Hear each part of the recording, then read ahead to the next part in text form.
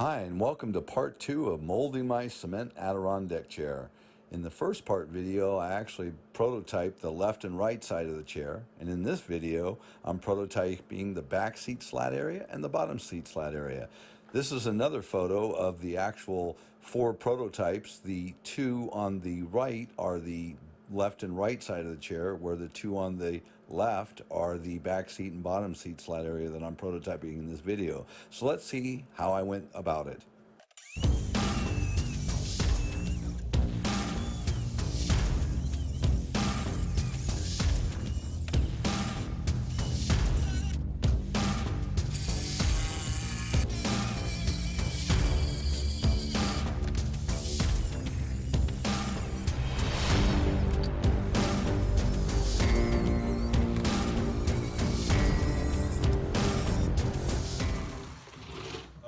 So I got the insert for the backing, for the back seat slats, and I'm just going to go ahead and cut some shower board, cut plywood backing that this is going to mount to with the steel frame, get it all ready. All right, just getting ready to fiberglass the edge of this plywood so as when I put the rubber on, it doesn't get into the doweling of this.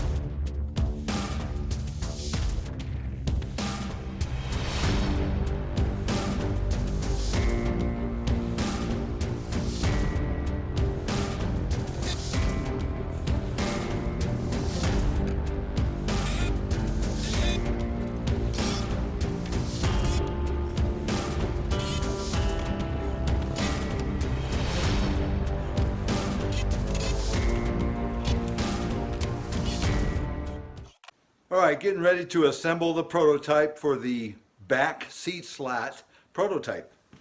Got the frame, which is steel reinforced, 2 bars, and then the outer 2x4 frame, and then the 3/4 inch plywood, very rigid. And then we're going to top that with the shower board. Put down the actual insert. Let's see.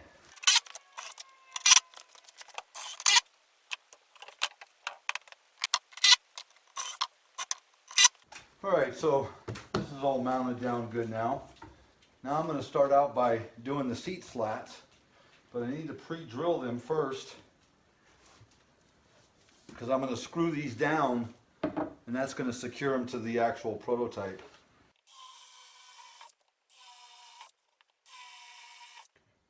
So we've got 5 slats to put on this insert. And again, this is something that's plywood now. It's going to be rubber later, and we'll get to that once we do the molding. But right now, I would like to install all of these and be done with it. This is really all I need to do is install the 5 slats, putty over this, sand it down, and then I've got to caulk it.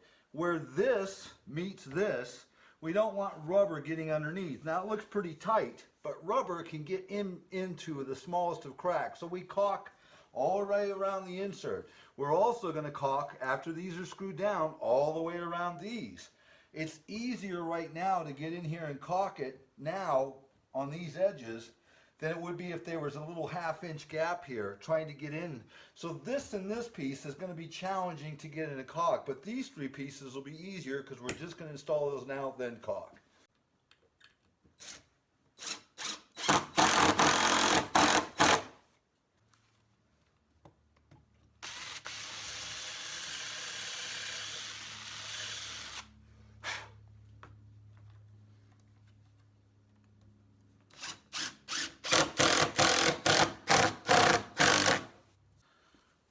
I've got this point and seal. It's just a can of caulking. Instead of a trigger, when you pull a trigger on a caulk gun, you push the plunger in and it's going to keep squirting out until that plunger has met its, mark.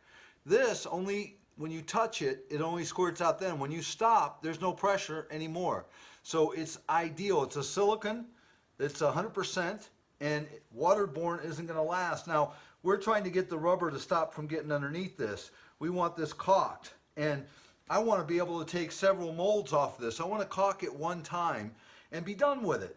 I'm going to hold this at a 45-degree angle and just pull the caulk with me. Well, I'll start over here. And what I like to do is I like to rub it as I go to kind of screed it off. And if the tip gets too much on it, I'll just wipe it on the shirt. But this kind of screeds that joint on a 45 and gives me the perfect amount. Well, it's still a lot. And you're going to see that as I start to take off the excess. A lot of people will just tend to start and wipe continually, and they'll build up a bunch on their hand.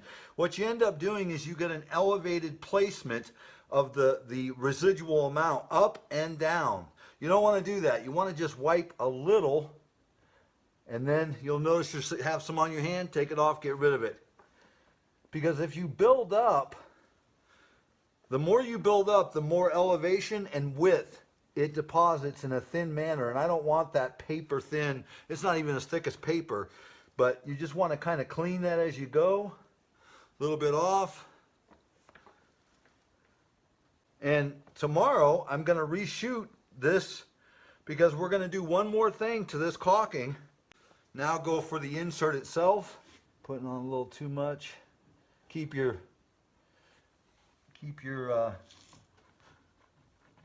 nozzle at a 45.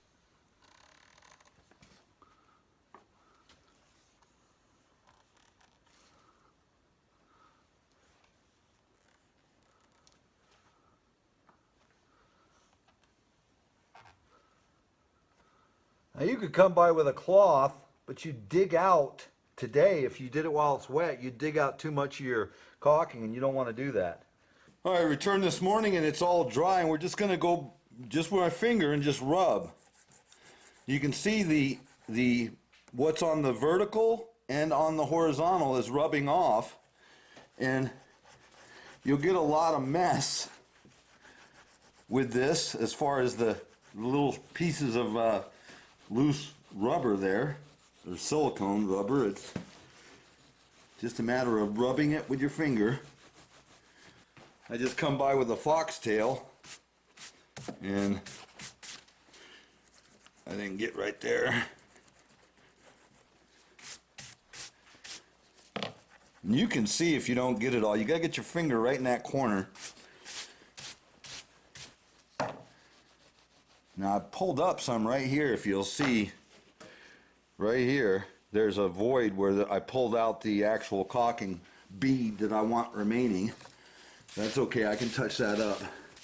All right, so now after that's done, I'll take the steel wool in here as a final. That's got that. Now the bottom area here is the same thing.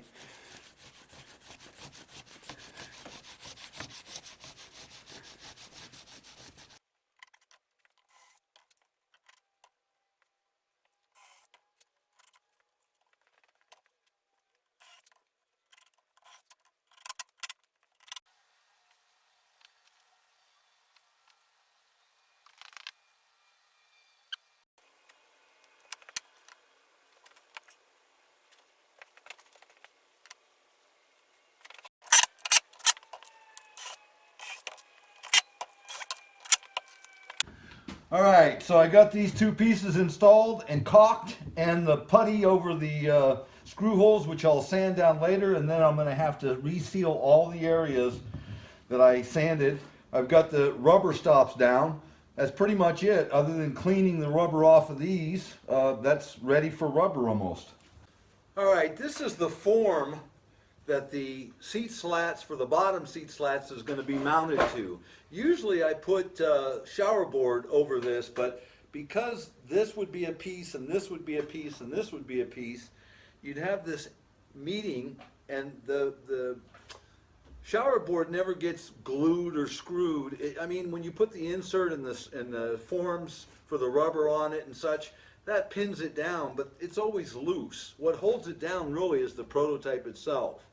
In this case, we've got an insert and the cement slats. That's going to be screwing that down, and that'll hold the shower board. But because of this edge here where rubber and stuff can get underneath it, cement, I just decided to seal this, just like I did the inserts and all the other pieces, with 100% acrylic sealer carried in a xylene-based solvent. I'm just going to paint this and sand it about 4 times, and that'll give it a plastic-light surface where the rubber and or cement can't bond to this surface. Simply put. All right, we got the form. Instead of using the shower board, like I said, we just sealed it, and it's all dry and sanded. And then we have the insert, which is going to be made with rubber once this is first molded. So we've got the lines on here to get this thing squared away. We're just going to mount this real quick.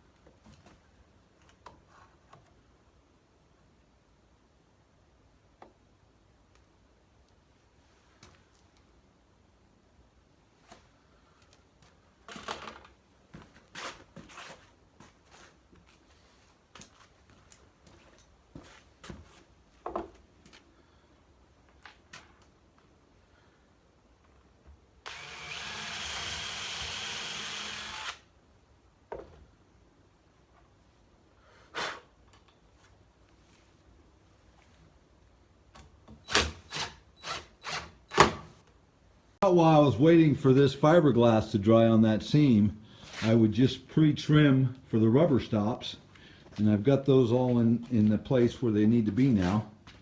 All right, so I got all the concrete forms cut and drilled, pre-drilled, so it's all ready to go. Now I'm going to go ahead and sand down this, and then I'll start the assembly again. All right, got the bottom seat slat assembly prototype all finished. The only thing I got to do is I've got to sand down all these areas that I've covered the screw holes. I'm going to have to rub down the caulking, and then I'm going to seal where I've sanded all these. So that's pretty much a done deal though. In preparation of doing the rubber on this and the hard mold as well, I decided to modify the actual prototype to where I would address the issue of this incline right here. If you put rubber on here, once these get filled, this is going to want to roll down the hill a little bit. Not that it's so liquidy that it's going to have a run, but rubber does run on an incline. The other thing is to try and get rubber underneath this is difficult. So a lot of times we'll make a jig like I've done here that will allow us to get precise leveling and access by means of turning things. So all I did was I came up with a measurement that a 2 by 6.5 inch piece of plywood, so 6 inches, would level this side and create a perfect surface. So we'll do this up to about here. And remember, the rubber sets up maybe 15-20 minutes and it's not going to run.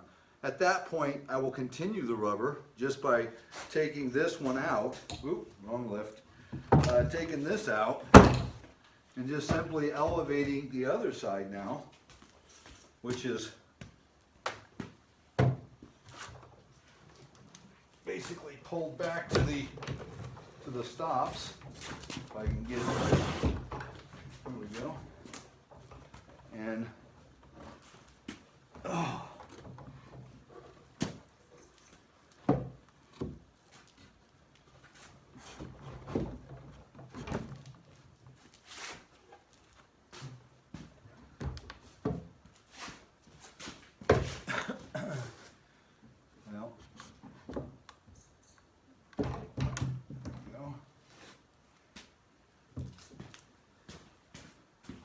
So I've got these two stops here that keep this side from moving this way.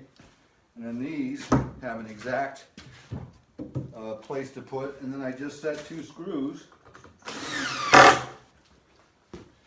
And at that point, I can well adjust or address this vertical surface that used to be, and now it's horizontal. So I can address it through the rubber and the hard mold. Alright, I was just getting some detail and going on these 4 prototypes before we start the rubber. And it dawned on me when I looked at the armrest, it set up about 4.5 inches tall. And I was thinking, you know, what you don't want is the rubber to make a shape like this. Okay, here's the armrest vertically, and you've made this on the inside to where if you wrap that with a hard mold, cement, you can't pull it off because of the shape. What you really want is a nice taper surrounding that armrest, and then the hard mold that goes over it can come out when we get the casting off this, when we make the mold, and then every time we do a casting, the rubber comes out of the hard mold. So in order to eliminate that problem, I made these rubber forms.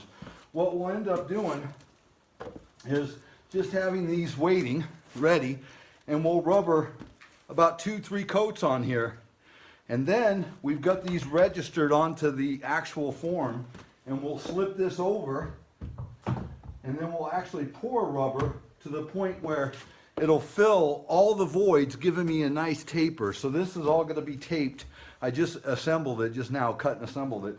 So now I've got to tape it and get it ready. But as I said, you're going to see this in the molding process, and you're going to wonder what the heck this is. It's just a rubber form to give me a precise, nice, because if you paintbrush that on, it runs, it moves, it'll be undulating, and I want it to be crisp and tapered to where I know I get the hard mold off. So stick with me, we'll get some more going.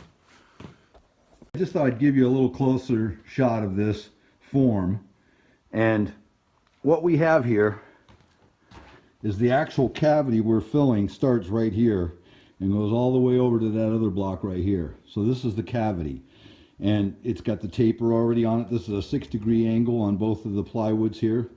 And even underneath here, I'm still allowing myself to get 3/4 of an inch of rubber underneath there.